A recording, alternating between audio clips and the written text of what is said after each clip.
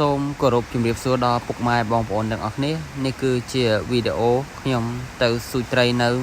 ស្ទឹងស្រុកថ្មបាំងតែថ្ងៃនេះខ្ញុំមករៀងប្លែកបន្តិចគឺខ្ញុំមកជិះទូកស្ទូចសំដងគឺខ្ញុំដើរស្ទូចតាមមាត់ស្ទឹងអញ្ចឹងថ្ងៃនេះប្លែកគឺខ្ញុំជិះទូកស្ទូចម្ដងហើយចង់ដឹងថាតើវីដេអូយើងមានអីខ្លះសូមបងប្អូនទស្សនាវីដេអូពេញទាំងអស់គ្នាបាទអរគុណ